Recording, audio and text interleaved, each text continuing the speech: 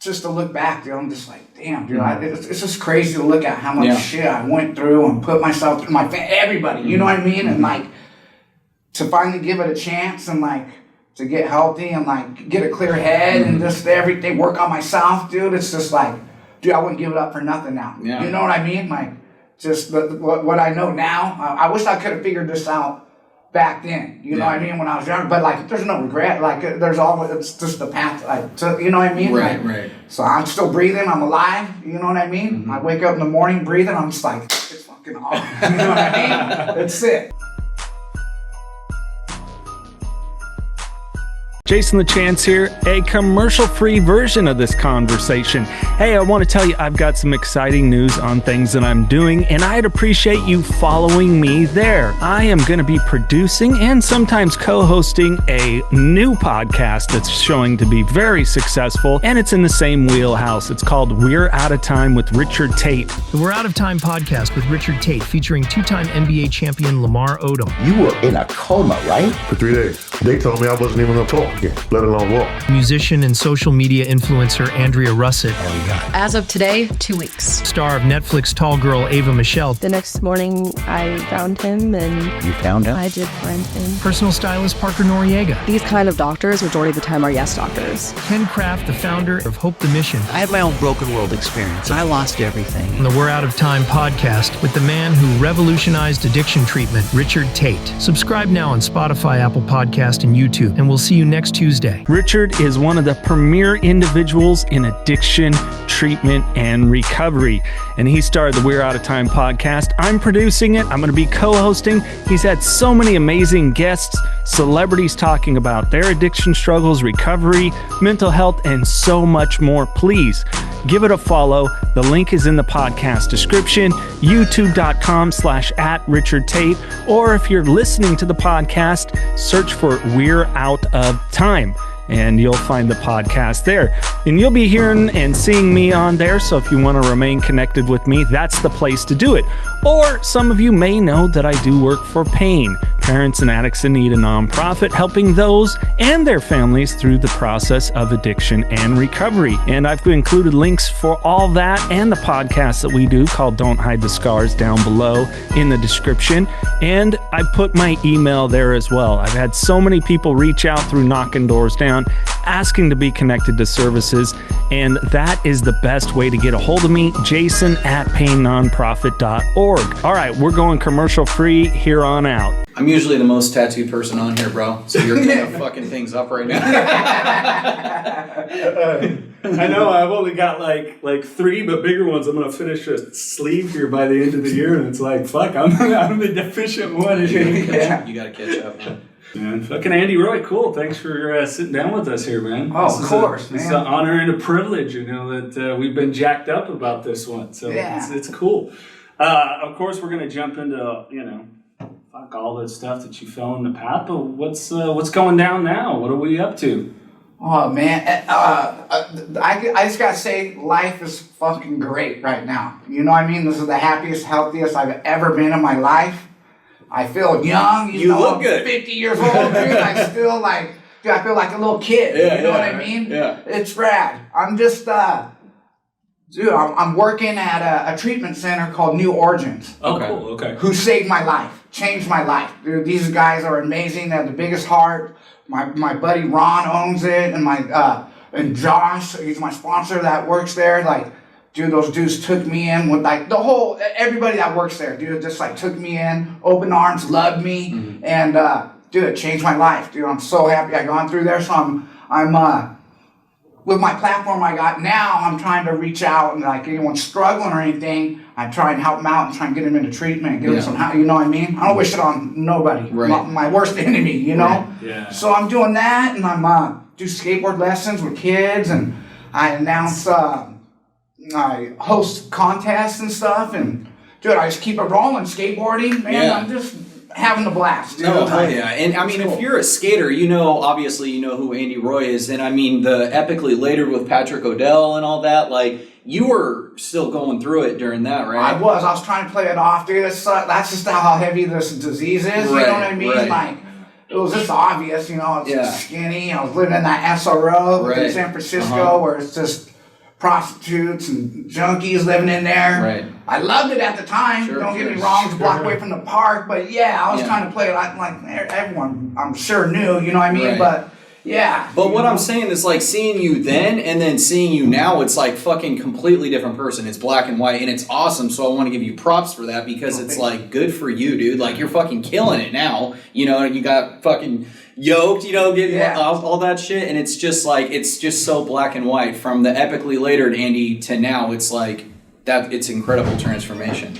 Yeah, it's crazy, man. Like to look back and see how I was, it's just crazy. And I was okay with it for so long, you know what I mean? I just thought that's how I was and I'm gonna be, and then that's just how it is. And you know, I mean, it took me a few times to like figure it out. Like after that, you know, I ended up going to rehab and stuff like that, and relapsed. But just to look back, dude, I'm just like, damn, dude, it's just crazy to look at how much shit I went through and put myself through, everybody, you know what I mean? And like to finally give it a chance and like to get healthy and like get a clear head and just everything, work on myself, dude. It's just like, dude, I wouldn't give it up for nothing now. Yeah. You know what I mean? Like just what I know now. I wish I could have figured this out back then, you know what I mean, when I was younger, but like there's no regret, like there's always, it's just the path I took, you know what I mean? Right, like, right. So I'm still breathing, I'm alive, you know what I mean? I wake up in the morning breathing, I'm just like, it's fucking awesome, you know what I mean? It's sick, dude. Yeah, hell yeah. I'm still trying to find that total everyday, like, all right, it's on, you know, but like the cool thing, and you know, tell me if you're wrong. I know when Mikey and I've talked and maybe how we fell into different stuff. And for me, it was kind of idolizing certain people. Like I loved rock stars and stuff, you know, like Nikki Sixx was one of my childhood heroes. Maybe for you as skaters. And it was kind of like, okay, this was their lifestyle and I headed towards it. Like what for you, like really segued you into even, you know, using any kind of substance whatsoever? Well, like I grew up in Santa Cruz, and it's like a laid back, like hippie town, and like it's real small, and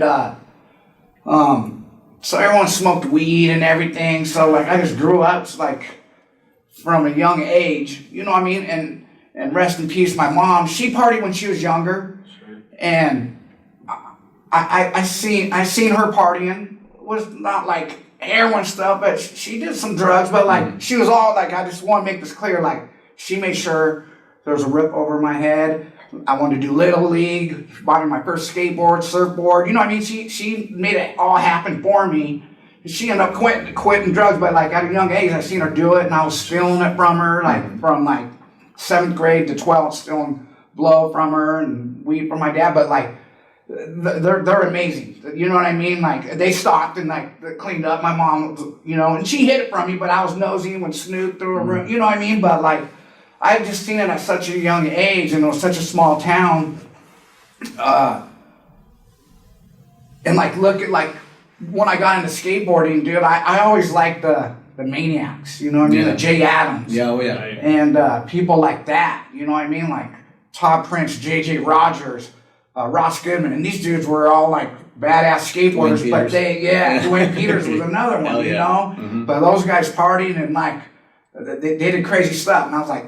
I want to be like that. You know what I mean? Did you ever skate with Dwayne Peters? Yeah, I sure did. Well, a lot of people. Those guys were so inventive. Like, do you think much like, you know, like artists and stuff, you know, that 80s era, because, you know, you're a little bit older than me, but like seeing it, you know, do you think it just like played into a part of it? Like the mindset was this enhances my creativity? Because some of the shit for a sober mind can be a little bit crazy, so to speak. Yeah. I mean, do you think a lot of it was like, man, fuck, I tripped, dude. Like, I went on a cool trip and I thought, man, I'm going to do a fucking 900. What? Nobody can do that. It's like, I'll prove you wrong. Do you think it kind of played into the lifestyle overall in that art form? Because I look at skateboarding as an art form. Oh, yeah, for sure. You mean like the party? What do you like the party scene and everything else, that it really kind of played in, even in the innovation of a lot of it. Yeah, I think so, because skateboarders are so creative and are free-spirited or whatever. Yeah. We're like when I started doing it, it was like an outlaw thing, you know? Like, that's just like, no one cared for it, liked it, chicks didn't like it, you know what I mean? So you just break off and do your own thing,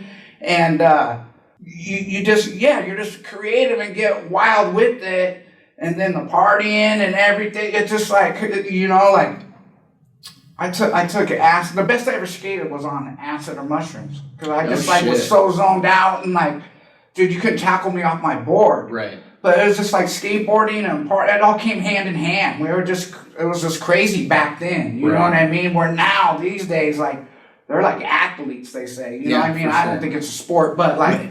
Me either. I've said that a million times. I don't think it's a sport at all. It's a hobby. And it's just, well, why is it a sport? There's skate coaches, but you don't need a coach. I mean, yeah, it helps that, like how you teach them. Kids can use that, but it's not like, and they say, oh gosh, what is an argument that people have? Like, yes, there's skate teams. Yes, there are skate coaches, but there's no like skate referees. There's no rules. You know what I'm saying? So that's why I am so pro it is not a sport. Skateboarding is not a sport. I've always said that. And I'm glad Andy Roy said it too. Yeah. So. It's like, for me, it's like art. You know what I mean? People come from different backgrounds. Some come from broken homes or whatever it may be. And then when they step outside or get on whatever they're skating, they can express themselves that way and let it all out. Aggression, whatever it is. You know what I mean? And every skateboarder is an individual. You know what I mean? It's just like, I came from an era where it was just like an outlaw thing. It just wasn't cool. You know what I mean? Like, I'm not knocking what's going on now. Like, more power to skateboarders getting paid because your body gets beat down. Sure. But just for me, I just think it's like art. Like, it's just like comes from, you know, like for me, it came from my heart. You know what I mean? And I would have done it whether I got paid or not. Right. But yeah, it's a lot different. But yeah, man, it was just like, it was just a lot wild back then. Right. And people like, it was just crazy. Right. You know, like, it's a lot different now. You know No, for sure. Like, now it's a lot different, but in my opinion, it's a lot different kind of like as better. Because I know that in every skate video it says we are not role models, this, and that. But I mean, let's be honest, we looked up to them as role models. Like, I know I did because I grew up on like Baker 2G. You know, my favorite skaters in the world was Jim Greco and Eric Ellington. I love those dudes. And they're, you know, no shirt, leather jacket, just out of their minds, you know, partying. And I'm just like, fuck, that's so rad. You know what I mean? But like now, I'm not sure who has a hand in it, but a lot of them like Villager Goods. It's a coconut water. Like they're promoting health and skateboarding and stretching. And that's awesome. I love that. Like kids look up to that now rather than, you know, I keep going back to Baker 2G, but that was my shit. That was my movie. Like that's just what I grew up on. So I always say like it's awesome now how kids can grow up to skateboarding. But like Neen Williams, how he promotes like stretching, working out, you know, doing all that before you go skate to skate longer. Your body can last longer and stuff. And I love that. I think that's great. Absolutely. Yeah. Yeah, because as you get older, your body starts breaking down. You're skateboarding, you just take a beating from skateboarding. Yeah. So when you get older and that's all you've done, and it's in your blood forever, so you're going to do it until your body won't let you no more. So you try and figure out ways to eat better, stretch, whatever it is to last longer skateboarding, you know what I mean? So you can skate and have fun, you know? Like if you're, I don't know, like I'm so much more clear now and I have so much more fun and more focused when I skateboard now, with a clear head. You know what I mean? Like, for sure. When I was all strung out, dude, I skated like shit. You know what I mean? It was horrible. I'm assuming you probably hit a point where like skating wasn't even a fucking priority anymore.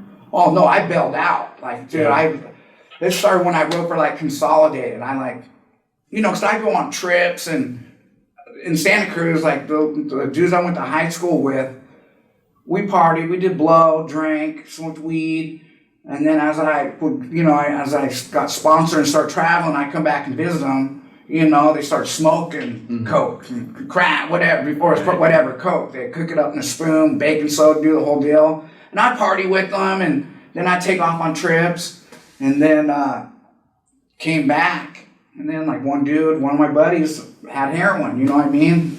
And I think I broke my ankle at the time, and so I was out for a while. So I couldn't skate for like 6 months or something. And I went over there smoking heroin, and that's where it started. I started smoking. I was just sitting around partying with them. I couldn't skate, and it just snatched me up. And then that's off to the races, you know? But yeah, because this was still in the Santa Cruz area, right? I was in Santa Cruz, and Consolidated, and then it led to Anti-Hero, where when I started writing for them, I got strung out, and then like I go to contests, and I went to like a Tampa Pro, and it was like my first contest with the anti-hero, and I fucking like I had my buddy Pigpen. He's clean now. He's a Burnside dude. Right? Yeah, it was.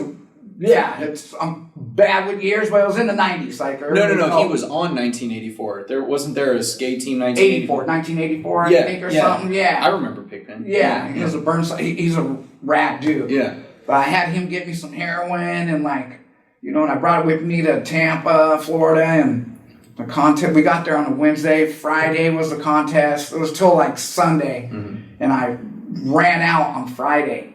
You know, I smoked it all and went and couldn't sleep the night before. I was just like trying to drink whatever I could, and I was taking baths, doing it, you know. But I just like powered through it and did what I had to do. And I remember my team manager's like, dude, if you get top 5, I'll buy you crack and a hooker. And I was like, fuck yes, all right, I'm gonna get top, you know. So then when we go to the sketchy area to go get drugs, and I could go look for some heroin, you know what I mean?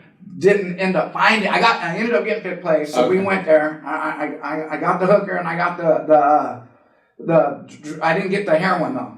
We ended up not getting it, you know. But it was just crazy. But I powered through it. But like it just kept getting worse and worse. And then, you know, because I had a little bit of money then, so I could buy it and like get it in time to go on trips and stuff. And then as I got deeper into it, sometimes you just can't get it, and there's a trip coming up, so I ditch out. And I disappeared from all my friends, skating, Julian and Cardiel and all these guys, and I was so embarrassed and sucked up. Just it was horrible. So I just like wouldn't answer the phone, like just avoid them. So I just disappeared. And then I was just in that drug world where it was just like hanging out with sketchy people, and like I just disappeared. Yeah, you know what I mean? And it was just like I popped back up, and like.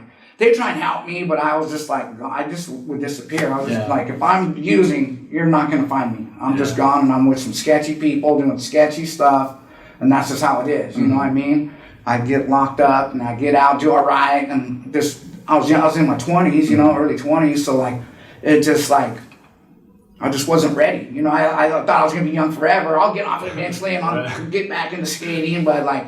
Years started going by, you know what I mean? So it just totally it just got in the way of skating, you know what I mean? That was more important than getting high, you know? It's just crazy to look at, you know? And I'd be in jail or something, or prison looking at magazines, and all my buddies are all in Australia, Brazil, wherever, and I'm locked up in a cell, you know what I mean? Break just like, your fucking heart. It's like, what am I doing, you know? Yeah, well, it's sad that it didn't sink in then, but it's interesting because I was curious where you're at geographically, because I grew up in the Watsonville area, so for people that don't know, very close to Santa Cruz, California, and I remember when it hit the news and black tar heroin invading our, you know, our local counties and shit like that, and it's pretty fucking banana sandwiches. Here's, you know, it's weird how life is. Here you are, you know, getting your stardom. I'm probably about 30 miles away from where you're living, and here we are talking 30-something years later, so it's a trip, but...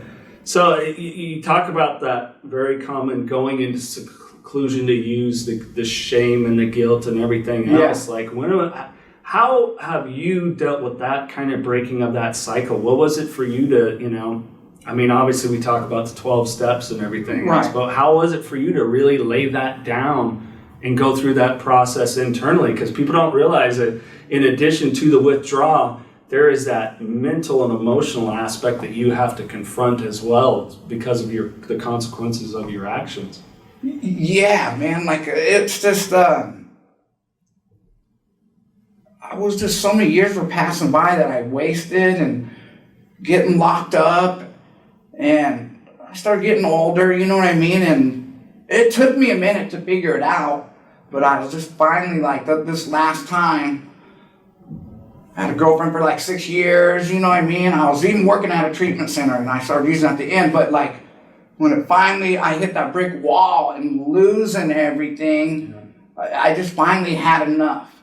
And where from there, I ended up, my ex reached out to New Origins, the owner Ron, where I'm at now, and I had no money or nothing. He took me in, and like I said, it was just like, the love that they have at New Origins, and they care, you know what I mean? it was just like, I was just so beat up, and I'm in my 40s, like, dude, I was just like, I'm done. Like, dude, I don't want to go, because if I start using it again, I'm going to end up going to jail, back to prison, you know what I mean? And it's just like, dude, I'm going to be like 60 years old. Like, I just was getting tired of it. Yeah. And then when I went to New Orleans, like I said, just the love and everything, and getting a sponsor, which helped. I always avoided that. Mm-hmm. And I'm still working on the steps, but like, I got these guys to go out, and I see them all the time, and I get to speak to them and talk to them. And these dudes have been to prison and like done probably have done crazier stuff than I have. And for them to like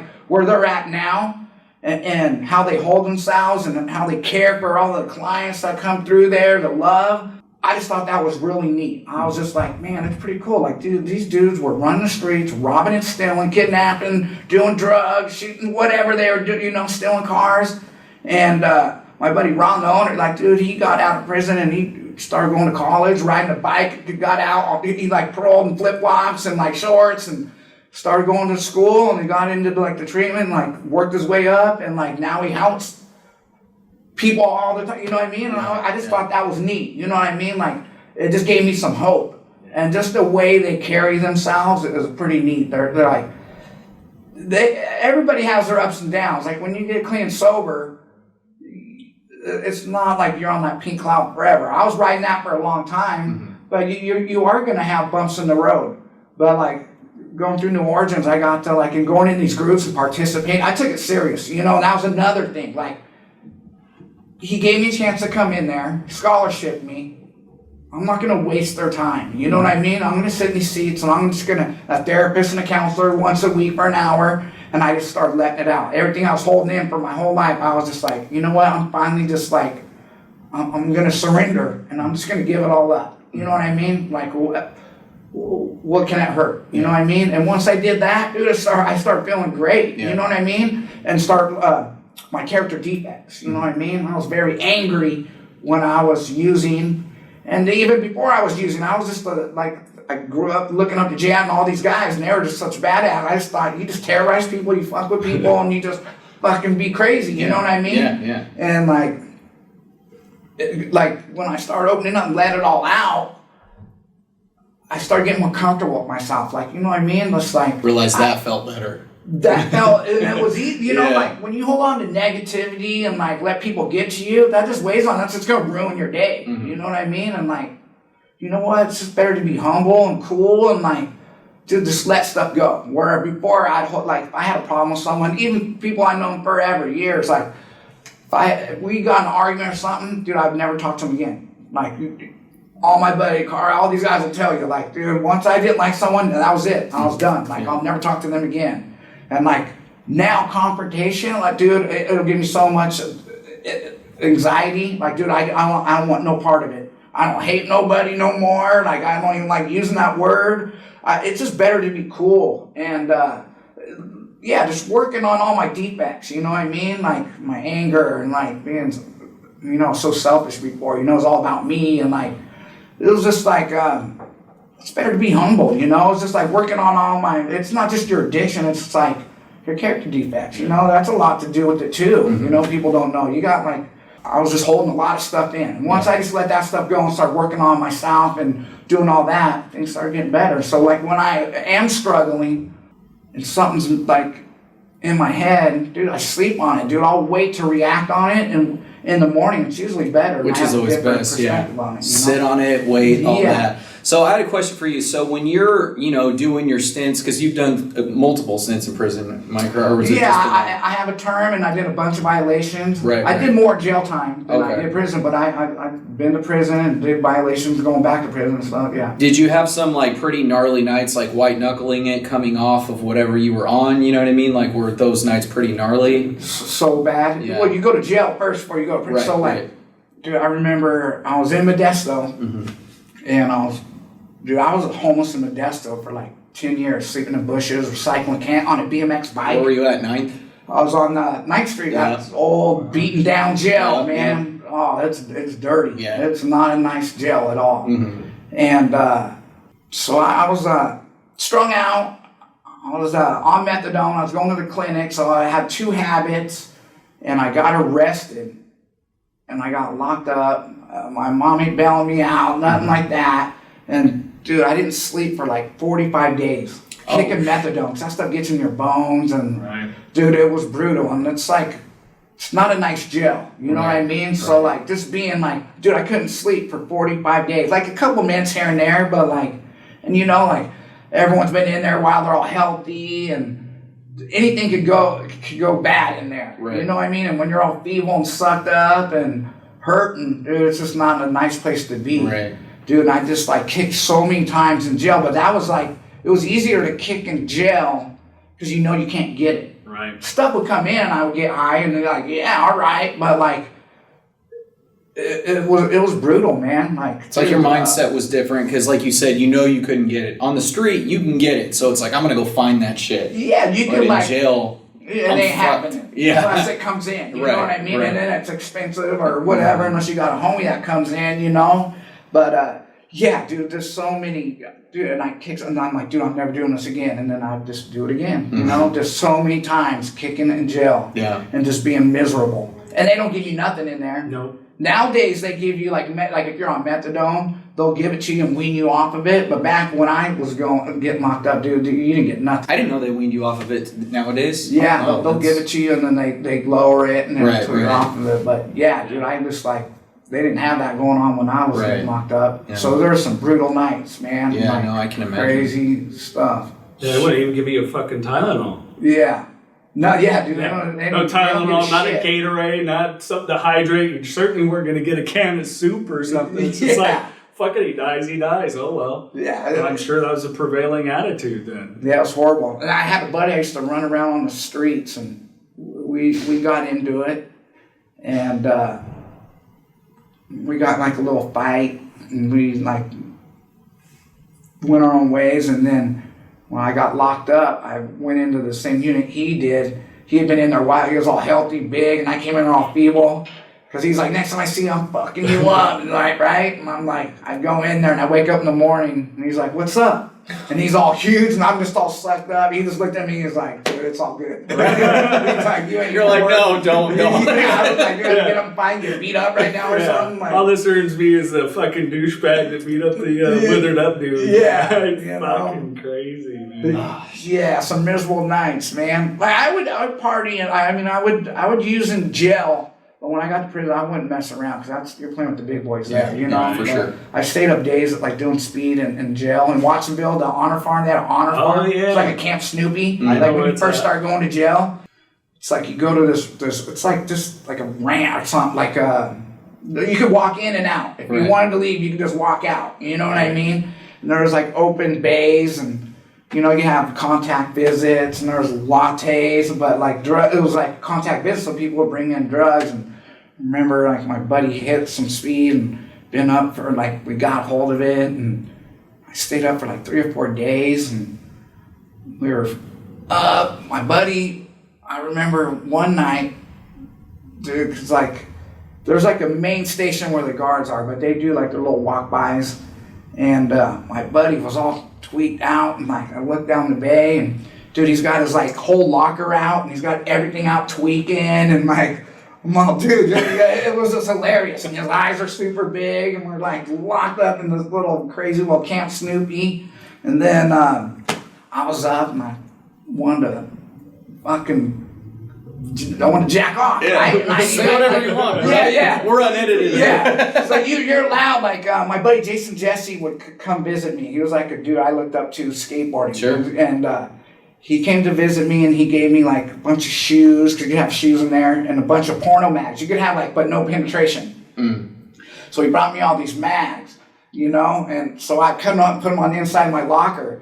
So like I've been up for days, and I'm like, dude, I'm gonna jack off right now, right? And there was this one guard, his name, we called him Sergeant Slaughter. He had like those hats with the brim. Yeah. He knows like, Sergeant Don't make it. yeah, it's one of those dudes, right? Well, he would always try and catch people like gambling, rolling dice at night, or just doing anything wrong. So sometimes on the empty bunks, he would slide into a bunk with the blanket and pretend he was an inmate and try and catch people doing whatever they're doing, right? So like I'm getting ready to jack off, and I fucking slide my my locker open with the little naked girls on there. and I'm getting ready to get busy, and I see some movement in the corner of my eye, and I look over, and it's fucking Sergeant Slaughter with a blanket like up there just looking right at me. And I was like, oh shit, right? So I kind of got caught. Closed my locker and went back, just pretend I was back to sleep. But yeah, we'd have jack-off contests in the fucking greenhouse. Like, it was just like open to do whatever you wanted at this place. Yeah. Drugs were easy to get. Like, yeah, it was nuts, man. We worked at the landfill, and so we'd make phone calls and have people come bring us drugs or whatever. But we all had our own little syringes out there, and like we had needles. And I remember like we couldn't get no drugs, and we're like, well, we got some Kool-Aid. I don't know, we had some Kool-Aid or something. We're like, let's shoot some Kool-Aid. I remember shooting Kool-Aid in my neck, just to like, for whatever reason, like it was just what did that do? Did it do I just got like tastes like grape. I was like. Like it was like a little sugar rush, but we were just, I was like, I just like was still in that addiction of just like. I knew talking to Andy Roy, I would hear something that I've never heard before, and there it is, right there. Yeah, I've heard of people like mainlining fucking like booze or something when they run out and never Kool-Aid. Yeah, we were just bored, like whatever. Right? Damn. Like I could just picture you being high. Remember the fucking Kool-Aid guy came through? Yeah, shoot that shit up. Yeah. But it's crazy where a fucking mind will go. Yeah, dude. Like it was just that. I was just like that. So I was just around those kind of people. I was in that drug world. Yeah. I was running with these dudes on the streets, and I go to jail with them, and like I was just locked into this junkie life, this drug life. You know what I mean? Like jail. Jail. We were locked down, and my buddy would get his girlfriend to send them like birthday cards or like whatever, Easter cards, and she would squirt it with speed, like soak it, and we could get it in like that. You know what I mean? So it doesn't smell or nothing. Right. We got into it with the guards, so we got in like a riot with the guards in the county jail. So we were locked down. We were locked down for like I think 2 months or something. And I remember like at midnight is when like the mail comes. Mm-hmm. And then after the guard left, after passing out the mail, my buddy's like, I hit. And we're like, yeah. So we shot our fishing lines, and he would rip off a piece of it and tie it to our line and bring it back in and eat it and be up for days in a cell where you can't even get 1 hour out a day. Dude, it was crazy. And like I had all those Maxim, what was that? Maxim? With the girl. Something like that, right? So people would get those in, so people would give them to me, and I cut them up, and I'd stick toothpaste on them. So I turned my cell into like my bedroom, like it was my bedroom. So I was just like collaged it with all these pictures and like scribbled all over the wall. I was just tweaking out like in my cell for days. All of us were just so fucked up. It was just crazy. In a cell, and you couldn't go nowhere. You get 1 hour out, like going nuts. It was crazy, man. It was like just the shit I would do. You know what I mean? Like, that is fucking gnarly. Nuts. Well, people that have that, maybe hopefully we continue to kind of break that stigma around addiction, but if there is a sense of judgment, that they don't understand that this is just the lifestyle that goes with that community. You know? Yeah. If you're people that you go to a certain church or school or whatever within a town, that this is just how it functions. Well, this is how addicts function. You know? Yeah. It's like we got a bar where we live that like fucking. You'll drive by at like 7 a.m. and there's people in there already drinking, and it's just like, to these people, it's not abnormal. Mm-hmm. It's just, it becomes a normal way of functioning in life or whatever it is. You know what I'm saying? Yeah, it's great. Yeah. Like anything I do, whatever it is, I do it 100%. Mm-hmm. Whether it was using, skateboarding, whatever I'm into. Mm-hmm. Thankfully now I could push that towards my sobriety. I was going to say, now you're 100% sober. Yeah, and I'm running with it. You know what I mean? And by giving it a chance, dude, I'm like, I had to give it a chance. And like, now I'm just running, like I'm full throttle. Like, dude, how much time do you have right now? I got a little over 20 months now. Good for you. Yeah, that's awesome. Longest I ever had on my own without being locked up. You know what I mean? Good for you. Yeah, that's cool, man. Yeah, congrats. Yeah. Are you sponsored by anybody right now, skating? I get stuff from like Ace Trucks. Okay. Me and Jason Jesse started the Driven skateboards. Okay, nice. And then people at like band sends me shoes, you know what I mean? Like, I'm just stoked to go skateboard. I don't really care about like having the video no more. Like I'm happy just to go skate and do my own thing or skate with my buddies. I still travel a lot, so I get to hit all the skate parks all over. You Yeah, know what I yeah. mean? So like, yeah, it's just neat to do my own thing now and Right. like have fun. You know, That's awesome, man. I skate just as hard as I did back then. Now I just don't have no pressure. Like you have to video or like Get the part done by this month, this time. yeah, you know. Yeah. Is it cooler now when you like go skate and get recognized somewhere, or when it's like maybe just some kid that comes up, it's like you see something, you throw him some advice, and he's just like, "What was your name?" And you're just like, "Andy," and he's like, "Right on, man," and it doesn't even dawn on him, or Dude, it's crazy. Well, when I was still using, I did a show, King of the Road, with Thrasher Magazine on Viceland. I'm seeing it, yeah. And I was on drugs then, and from that show, it kind of blew me, whatever, it got noticed. I fucking love King of the Road. You know, like, I got noticed a little bit from skating when I was a pro and stuff like that, but like, that kind of put it on another level where people recognize me and stuff. And I get hit up a lot from that, and like, it's crazy now, I get hit up for being clean and sober. Mm-hmm. Like, dude, I get it almost every day. Like, anywhere I go, like, dude, I'm sober because of you. Like, dude, you inspired. Like, I get hit up all the time. And, dude, I'll sit and talk with them as long as they want. You know what I mean? Like, that's pretty cool. You know what I mean? Because if I could just give someone hope or whatever, and it helps me too. You know what I mean? Like, it's pretty neat. So I get hit up a lot like that.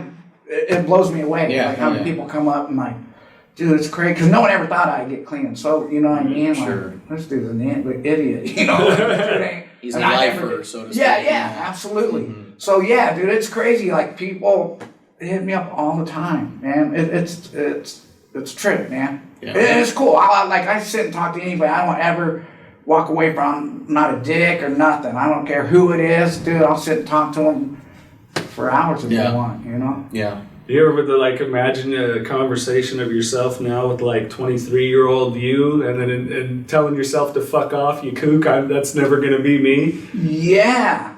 Dude, I was just talking about this the other day, man. Like, I just thought, back then I was so mean, and I didn't like other pro skaters, dude. I just was an asshole. Dude, if you didn't skate the way I did, or like was part of my little crew, you're a kook, and I'm gonna mentally, verbally abuse you, fight you, whatever. Dude, I was an asshole. You know, everyone was a kook.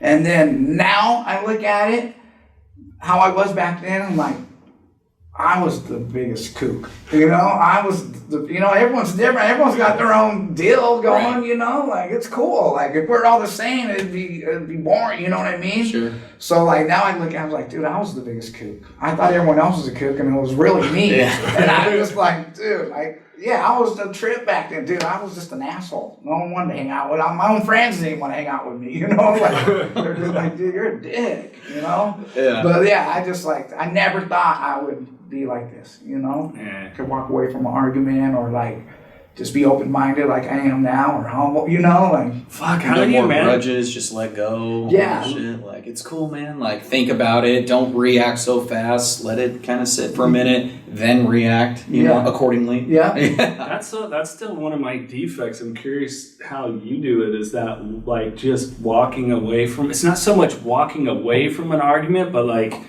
my fragile little self is when you attack something, especially if I've let you know an insecurity, then like I'm a total fucking piece of shit then. Yeah. I'm still working on that. Like, how is it like for you? Like, how did you start to develop that skill set? Because I'm sure there's a lot of people that they're watching that have struggled with addiction, that's still an area. Like my insecurities are like... Sure, yeah. Yeah, like... Yeah. I don't know. I just think if you give it if you just stay clean and sober if you give it some time, and then like good things will start happening. You know what I mean? Whether you get a job or whatever it is, dude, you start feeling good about yourself. You know what I mean? And you start to just like, it's just easier to let things go. I don't know. And I just was like, it just happened. I was just like, I'm okay with it. You know, like.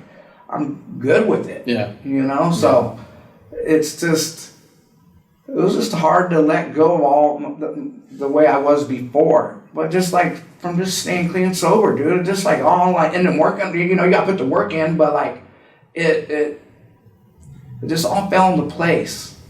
And it was just like I said, just to process everything. It was just easier to deal with stuff, you know, like, dude, like, I drive a hoopty car, whatever, and I'm okay with it, you know what I mean? But like, I've never really cared what people think. I mean, I do now, you know what I mean? Like, I'm gonna be me no matter what, but like, I'm just clean. I'm just happy. I'm clean and sober, and I'm not locked up, or I'm not on the streets. Mm-hmm. So I'm just grateful for whatever I got. Like any little thing I got, like I'm just happy. And I'm like I'm not a materialistic person. I don't need to drive a fancy car, have a bunch of money. Like, you know, just not too long ago I was on food stamp. Like, dude, I have more fun. I had more fun with the food stamp card than someone that's got $1 million. You know what I mean? Dude, I make the best out of anything. Yeah. You know, but goes back to the money can't buy you happiness thing. If you're in the right state of mind and you're good with yourself and everything you got, fuck a Rolls Royce. You know what I mean? Like, if you're happy the way you are and the way things are going, like, you get to skate now. You've never been more clear-headed, right? And you're, you know, you're working where you're working. It's like, if you're happy, then fuck, more power to you. That's all you need. Yeah. So, good on you. Yeah. So it's good. Like, and I think when I was on drugs and being the way I am, I was just insecure with myself. Mm-hmm. You know, I just wasn't comfortable in my own skin. Mm-hmm. You know, I was just a piece of shit, you know, right back then. So like, I know I'm doing the right thing. I try and treat people with respect. Right. You know what I mean? And it's just like, just easy to be like that. And it's just, I'm just comfortable in my own skin now. I don't care what people think. Like, oh, he's, you know, because people loved it when I was crazy and lighting people's heads on fire or lighting shit on fire or whatever. Mm-hmm. And like, I did all that already. I'm done with that. You know what I mean? And like, I'll listen to goofy music. I'll do whatever. You know what I mean? Like, it's like, as long as I'm happy, I'm good. You know what I mean? I don't care what people think. You know, like, I paid my dues. I did what I did, and it's just time to move on and be happy for myself. Well, it's almost like that people-pleasing thing, you know, when you talk about like lighting your head on fire and shit, it's like they didn't really actually value Andy as a person, just this fucking nutty dude that would do crazy shit. And it's like, but they didn't actually sit and like get to know Andy. Right. They just got to know this persona. Yeah. You know? Absolutely. Because that's what I'd walk in a room or part, whatever, like, what's Andy going to do? You know, like, they wanted to see something crazy, you know, and I felt like I had to do that. You had to perform. Just be that crazy dude. And I was, you know, but, like, I just thought I had to, like, be this crazy dude doing stupid stuff, you know? Right. Mm-hmm. And, you know, I'm just comfortable in my own skin now, where I'm good. I'm out, like, you know, I know how to turn it on and have, like, be loud and have fun or whatever. Right. I turn it on, you know what I mean? I got boundaries now. Like, I can be around people drinking or whatever, but I'll cut it short. And like, you know, when it's starting to get wild, I'm going to move on, you know? Does that sound familiar? Yeah, it's this guy too. I want to retract a statement. I said a fuck a Rolls Royce, but don't get me wrong, I would love a Rolls Royce. I was thinking about that. I'm like, no, I would love one of those. But that's not like, I'm not going to be happy until I get one. That's not how it is. But anyways, he's the same way. Yeah. He can be, because I know. It's okay, you can be honest. I annoyed the fuck out of you. No, not at all. But like, there's true. A couple beers flowing, he's good, but once it gets to a certain point, he dips out. But that's normal. That's normal. You don't have to be around him. But it's like, I'm so, like, one of my defects is kind of like, as a child, I felt be seen, not heard, and I'm a people pleaser, which has actually led me to be a passive aggressive and a total fucking dick, and end up hurting people because I just didn't speak up and go, you know, I'm not comfortable with this, or, you know what, I get you might want that for me, but that's about, you know. Right. So I'm still working on it. Yeah. Like, I heard someone not too long ago, and it was, and here I am thinking I'm doing the right thing, and it's like, oh, fuck, I didn't, you know. I was being passive aggressive, and then it ended up hurting them. But anyways, with Mikey, it'll be like, so we got a, you know, whatever event or something. I'm like, well, once people start, he's like, fuck, dude, I know. I got you. You're my brother. I already know. Yeah, At a certain point, you're dipping out, dude. It's totally cool. Right. But I look to him for validation because I know he gets that part of me and cares. And I'll shoot you straight with love. I'll say it with love. But he does give me the bloop bloop Or like the TiVo fast forward. Yeah. Like, it's like, Jason, what time is it? Well, funny story about clocks. They were invented by a young man. I'm just like, motherfucker, what time is it? Get to the fucking point. But it's with love. I say it with love. Oh, shit. Okay. Where are you at, like, with the 12-step process? Where do you think you're at in it? Are you like, reworking all 12 steps? No, I haven't even finished them. I'm got to finish my 6th step. Yeah. And I have been slacking a little bit. I just proud so much, but like it's starting to get to where I'm feeling guilty. You know what I mean? Sure. Because it feels so good when you're doing them, and when I talk to my buddy Josh, my sponsor, like it feels good afterward. You know what I mean? And I'm like doing something. So I've been in like a little slump, like just doing my thing, but I won't lose sight of it. You know what I mean? I'm gonna finish these steps and keep it going and do my thing, you know, because it feels good. Like when you're doing good things for yourself, like working on yourself, man, it's like the best feeling. It's like a high itself, and he's such a good dude and he helps me out so much, man. It's good to sit down and just talk with him, What do you think the challenge of step 6 is for you? The challenge, dude, I just like, just my character, you know what I mean? My character's defects and stuff, and to zero in on them and like tune them up and make sure they're good. Yeah. But I just sometimes I just get overwhelmed. I get so overwhelmed still. Like that's another thing I gotta work on. I still like will say yes to anybody, and I like got so much different stuff going on, and I start losing track of what I need to do for myself. So that's where I got to reel it back in and start working on the steps. Because without doing that, that's my foundation. You know what I mean? And if you don't got your foundation, like it could slip away. That's what happened before. I thought I had it on my own. Oh, I got it. You know what I mean? And I didn't. Right. It snatched me up. So it's almost like that thing goes, ha ha, you fucking think you do? I'm going to show you another thing, fucker. Yeah. But thanks for sharing, because I kind of feel like I gotta jump back again and start all over. Yeah. So it's like So I'm sure there's other people in the same kind of scenario. Yeah, and it'll be cool to finish them, and then like to be able to sponsor, someone and like pass it on. Exactly, yeah. Because that's what it's all about, like it's neat. Like me working at New Origins, I started off being I went through a program, graduated, then they asked me to be a house manager. And I did that for, I think, almost a year, and dude, just being with all the clients, that's where my passion is, like talking to them, hanging out with them, and like just being an ear for them, like show them some love. Some of them don't ever get that, like, dude, I love you, you know what I mean? That's what's cool about Ron and John, the dudes at New Origins, like, they tell you, dude, I love you. They give you a hug. You know what I mean? And that's neat. Some of these dudes that come through there don't get that, never had that.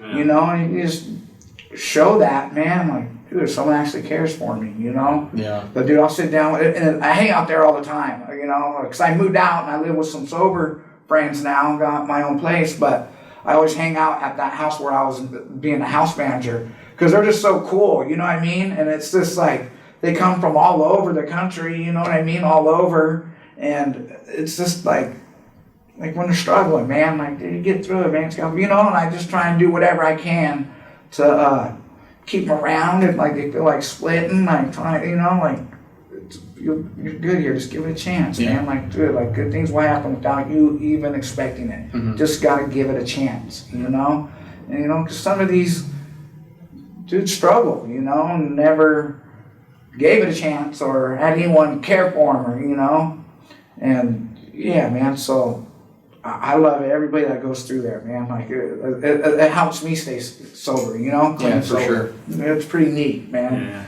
It's cool. It's funny. Yeah, it's a cool thing too. Is maybe for just people that are watching because they enjoy the podcast, fans of yours or whatever it is, not in recovery. That it's cool to see the newbies, and it's cool to sit with the person that's had 30 years. You get something from both of them that's just, enlightening, and it'll kind of keep you, I don't know if inspired's the right word, but focus that there's a reason that you've eliminated substance abuse from your life or whatever thing that you were abusing, Right. So yeah, I mean, you could go to a meeting and like it could be a boring meeting, but there's gonna be that one person speaking that might say something that just might catch your ear, and then you could take a little bit from anybody that speaks. You know what I mean? If your ears are open, you know what I mean? Like, oh, all right, I can relate to that. All right. Oh, he went through that, and this is how he dealt with like whatever. Like, take a little piece of that. Whether it's like, because some of these clients, or even me, I've been to meetings where like, oh man, that's boring, but like, man, you gotta be open minded. Like, yeah, there's gonna be that one person that's gonna say something that's gonna be like, whoa, yeah, man, I get it. You know? But like, I try to remember even in some of them that I've whatever the reason, maybe it was my mindset why it was boring, or it just was, but it's like, okay, I'm being of service to someone because they're having an audience and they need that share, you know. Absolutely. I mean, it's like, you know, normally we might go see a therapist one-on-one, and here it is, you know, again, going back to like a guy like me that felt seen, not heard. Like, I'm sure there's people that this guy needs to shut the fuck up. He's gone 5 minutes over his time or whatever. But for me and my own thing, it's like I'm being heard, and it gives me that value. And I try to remember that with someone else. Yeah, for sure. You know? Absolutely. So, Mikey? Jason. What are you thinking? We got to ask Andy. So I need to know some of your favorite skating stories, man. Skating stories. Or even some of the cool production stories when you were doing, you know, stuff where it was to be skating to be filmed and everything.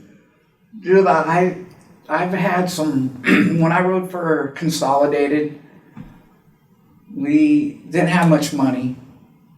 They bought like a hoopty van, and it was like those ones with the extended like top, you know what I mean? Yeah, yeah. They gutted it, and we made like a little bed in the back, and it wasn't a very nice van. We went on like a 2-month tour. I was with like Jesse Paez, Richard Paez, their brothers, my buddy Karmatasha, Alan Peterson, and Doug Sains. And we're on a 2-month trip, and 2 months is a long time in a shitty van. And like this is before like cell phones and all this, like use the map to get anywhere, and we were young. I was in my early 20s, and dude, we were just partying, raging, and so much crazy stuff would happen. Like, dude, we got into fights. Like, we were in Austin, Texas, and we were skating, and we were picking up on these little local skater, like girls that were hanging out at the park, and they had boyfriends, but they were like skating. They got jealous, and we jumped in the car afterwards, you know what I mean, and took off. We're driving down the freeway, and all of a sudden the car's like shaking. We're like, what the fuck? And we pull over. They had loosened our lug nuts off, like to get us. You know what I mean? Like, this was all on one trip. So like that happened, dude. We went to like one of those Warp tours, and we ran at it was. We're getting ready to go to Massachusetts. I forgot where we were at, but that was our next stop. But we ran into the dudes that we were going to do this demo for. ZT Maximus. They were at the Warped Tour, and Jesse and Richard are big time stoners, so they gave those dudes like a big old sack of Thai weed or some kind of weed, you know, and we put it in the camera bag. And I remember we went back out, and there's bands playing, and some girls rocking out and whatever, and she's trying to get on stage, so I like grabbed her like by her ass to throw her up on stage. Like, just, I didn't think that, you know, and I just wanted to toss her up there. And she didn't like it, so she went and got these dudes. And, like, after, you know, we're all raging, like, we're sitting, drinking, and all these dudes rushed around me. And I'm like, dude, you grabbed my chick's ass. I was like, dude, I just want to toss her on stage, you know what I mean? Like, I don't give a fuck. I'm a girl, whatever. And, so one of his buddies came around behind me, and he had a bottle in his hand. He was going to hit me over the head. And my buddy Richard, like, grabbed it from him. You know what I mean? Cops ended up coming, kind of break it up, but I was so wasted. I was fucking with these cops. Like, I'm surprised they didn't take me to jail. And they're like, all right, you want to be an asshole?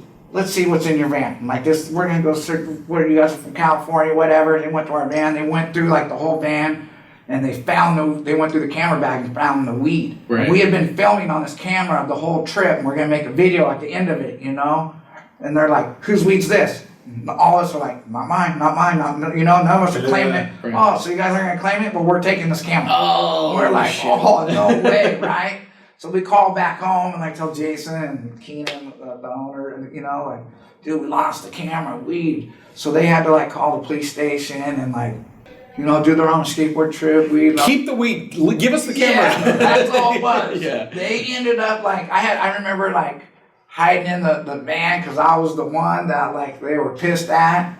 And they were just like, fucking, here's the camera. Where's Spider-Man outside of my head tattoo? And they're like, where's he at? Like, oh, he's gone. I just hid. And like, right. You guys leave this town and never come back. You know what I mean? So we got the camera back, and then we were in Louisiana and we all took mushrooms in the hotels. Rain was like hurt like lightning. So we just took mushrooms. We're in the hotel room and we're just raging and we destroyed the hotel. Someone calls the cops. Cops come up. We're all frying on mushrooms. And they're like, dude, you guys destroyed this room. Pack your shit and get out of our town. State line. Like they escorted us. We're on mushrooms.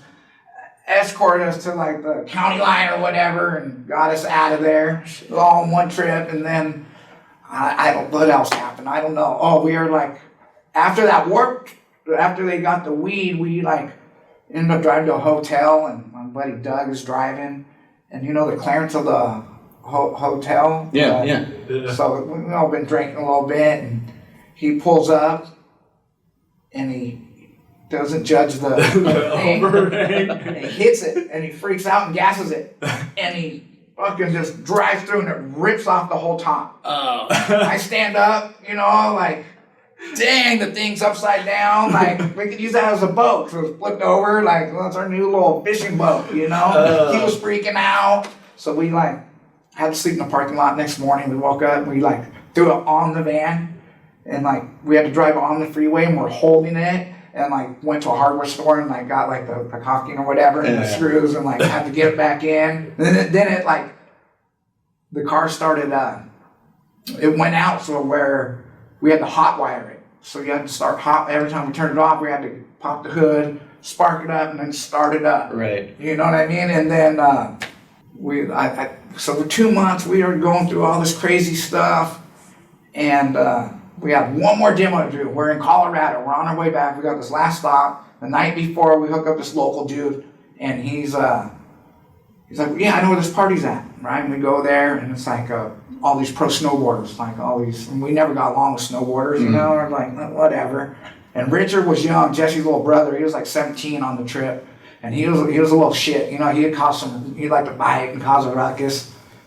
I don't know, like, they're all in the hot tub, and I don't know if Richard, like, peed in it or something while they were in there, and they didn't like it, and they kicked us out, and we were arguing back with them, so the whole party went outside, and one dude wanted to fight me. He's like, all right, that's me and you. I'm like, all right. He had been drinking a little bit more than I have. I'm like, all right, well, let's do this, right? We fight. I hit him. I knock him out, right? Happens again. Another dude's going to come up and hit me over the head with the bottle. My buddy Karma grabs the skateboard out of the van and hits dude over the head and lays him out. He's like doing the fish. He freaks out, he gets his shirt ripped off, and he runs, and he disappears. No cell phones back then. So our last demo, the demo's the next day, he's just gone. Jesse and Rich are at the end of the cul-de-sac fighting. Whole party of these big old snowboarder dudes, we're all brawling.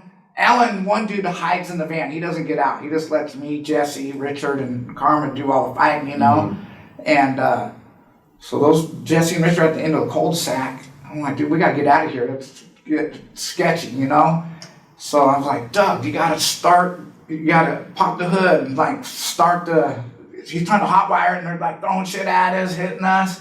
We start it up, and it starts. I'm like, get in, Doug. And I got to turn around and pick Jesse and Richard up. So we pick them up, they're fine, they jump in.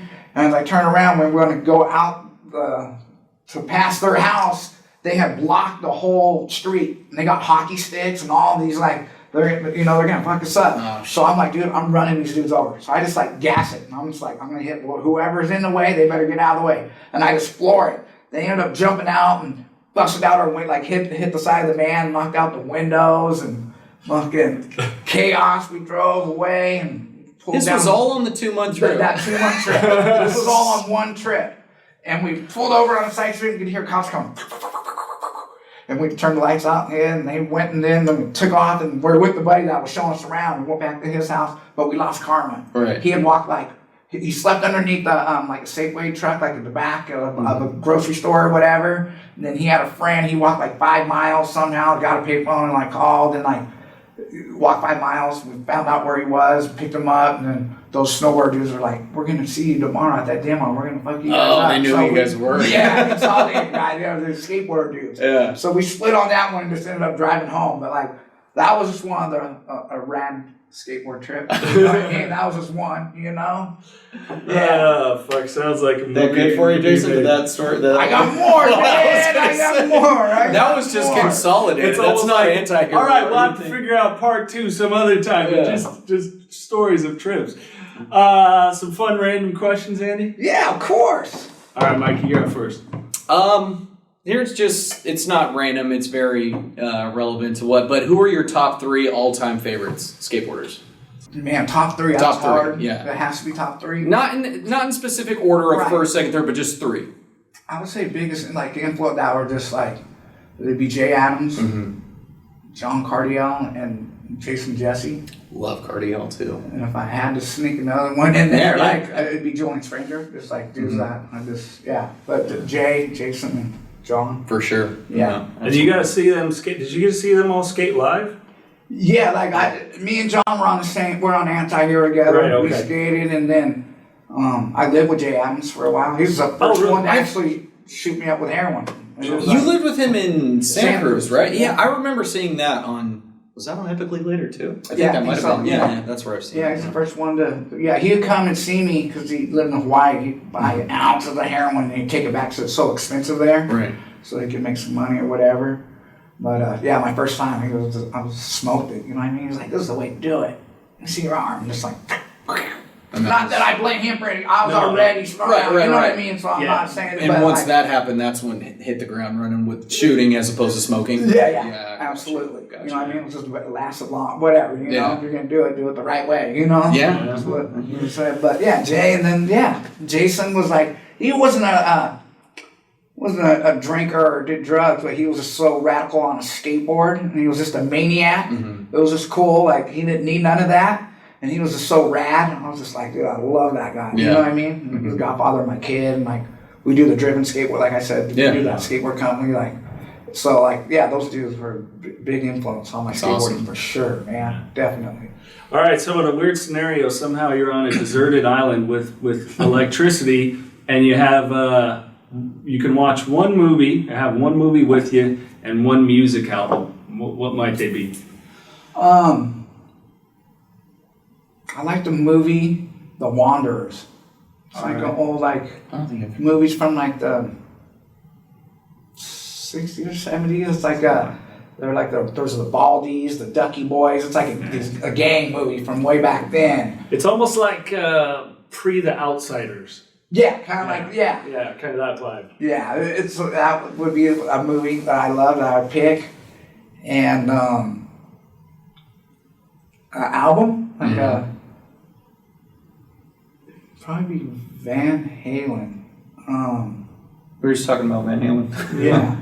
I don't know which album though, man. You got me stuck on that one. Yeah. Well, with David Lee Roth. Okay. Right. Yeah. See, a lot of people hate on me, but I'm a huge Sammy Hagar guy. Like I was as a kid thought Montrose was badass, and then his solos. So I saw him with Sammy far more than I saw him with David Lee Roth. Right. But yeah, that first shit, it was just like, come on. I mean, like I said, I think you're 5-6 years older than me. So like the first time I heard it, I was like, what the hell is that? We all heard Eruption and just went, what the fuck? Yeah. I seen David Lee Roth when I was in New York one time. I was with Julian Stranger, and we were drinking in Washington Square Park, where that movie Kids was filmed. Oh, yeah. I don't know if you remember that, Larry Clark film. Mm-hmm. And we were drinking, and all the Jamaicans sell weed there. It's like a pretty happening spot. And we're drinking wine, and all of a sudden, the whole place gets raided by all these cops. They come on horse, every undercut, all that. And we see one dude getting arrested in like a straw hat and a trench coat. They're like, there's a lot of cops around him. We're like, dude, who is that dude? You know what I mean? Like, that has to be somebody. And like in the newspapers, we found out later it was David Roth. He was trying to buy weed and got busted. You know what I mean? Got to see him get arrested. Oh shit! Yeah. That's too much. All right, I got one for you. Would you? And you're from what I've seen in your past, you're a fighter. You know what you're doing. You know how to throw hands. But would you rather fight one horse-sized chicken or 10 chicken-sized horses? 10. Yeah. Because then they're all, you know what I mean? You got to scramble, grab one or something, and like take that one out. I don't know, like, I used to. I think you'd be down to fight them all. Yeah, that's what I mean. I would take them all, like take it all on. I like more chaos, where like, and I like pain too. I like getting beat up too. That was a big part. I used to love when I was like younger. Yeah. Get beat up. That's the only times I've been knocked out. These stars. Every time I got a black eye or knocked out, I would add a star. I pick like on the biggest dudes. No like in high shit. School, like, what if they're like steroid dudes? Like, oh, you got a little pee-pee or something. Like, if I don't get under the skin, I'm like, you knock me out. When I wake up, I'll shake your hand. If not, we're fighting. You know what I mean? Yeah. So every time I got knocked out, I'd add a star. You know what I mean? That's the first time we've gotten that answer. Bring them all on. Yeah. You're just a competitor at heart. Yeah. It's just like, it's fucking inherent in you. Favorite curse word? Curse word? I'd probably say fuck a lot. I'd say that one a lot. A lot of different things. However you want. And different emotions too, like fuck or fuck. You know what I mean? Like it's very, use it however. Absolutely. And I do use it a lot sometimes, but when I teach the kids, I don't ever cuss, you know what I mean? But when I'm with my homies or whatever, Right. I let them roll out. Let them fly. Yeah. Pet peeves. I know you're more patient now. You sit on things before you react. But what are just some little pet peeves? They don't even need to be big. Just shit that irks you. Like anything? Anything. I hate hair. Like just from living with people. Like hair on the sink. Like on there. Like I get grossed out. Like if they shaved and didn't clean up. Yeah, that grosses me out. People that eat with their mouth, like. You know what I mean? It's annoying. I just want to wring their necks. You know what I mean? Yeah. Man, those are a couple of them. No, that's perfect. That's just random facts about Andy Roy. Don't leave fucking hair in the sink. If he's ever coming to your crib, clean that shit. Right? Yeah. Well, Andy, we like to have leave the guests kind of with the final words. So maybe the people are watching if they're not necessarily even struggling with addiction, but kind of any words of advice that you can lend from your life's experience. I would say, man, that just from everything I've been through, time goes by quick, man. Like when you're young, you want to be older. When you're older, you want to be younger. But just from what I know now, it flies by. Like live every day like it's your last. I always say this all the time. Like, dude, like eat up every minute you got. And take advantage of it, you know what I mean? And dude, live every day like it's your last, you know what I mean? Last day alive, be grateful. I don't know, that's how I am now. Like just be grateful, man. Like, dude, you never know when your number could be pulled, you know what I mean? So live it up and enjoy it and have a blast, you know what I mean? Like I say, do you wake up in the morning and when I wake up in the morning and I'm breathing that first air, when I'm awake, I'm like, it's fucking on, man. Let's fucking do this. You know what I mean? So yeah, dude, just live life, dude, and enjoy it, man, because you never know. I lost so many homies. You never know when your number's gonna be pulled. You know what I mean? Fucking live it up. Get some. Yeah. Straight up. Andy, this has been a blast, man. Thanks, man. Oh, dude, I had a great time, dude. Anytime, man. You ever want more stories, dude? I got plenty more stories. That's Anytime. a deal. Yeah. Dude. I love stories. I got you. Thanks, brother. Oh, you're welcome. Thank you.